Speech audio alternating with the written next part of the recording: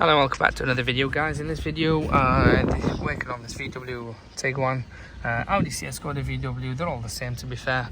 Now, the start and stop function does come on here at times, like intermittent, shall we say, comes on and off.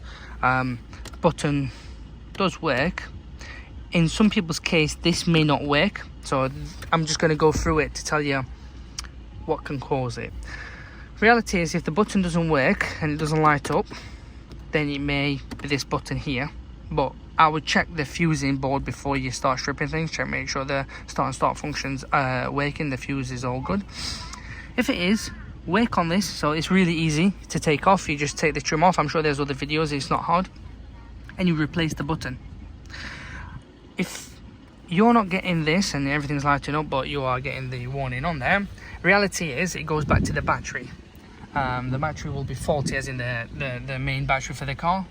That'll be faulty and it's not holding charge, or maybe the alternator's faulty and not charging up. So what we would recommend is, if you've had the car sat for a long time, drive it so it charges up, and that should hopefully eliminate it. If it doesn't, get a new battery on. And I know when you put batteries on these new cars, you need to code it in using some good, decent software. Diagnostic tool. I'm using the K7, King Ball and K7, which is good. It does a lot of things. Reality is, put the new battery in, code it in, should solve it, done, dusted. But reality is, they're usually the process that I'd be taking myself. It's this one here, P167E00, start, stop, restart maximum. That's what we're getting on the Diagnostic. And some of you will also get the faults on there as a warning. But yeah.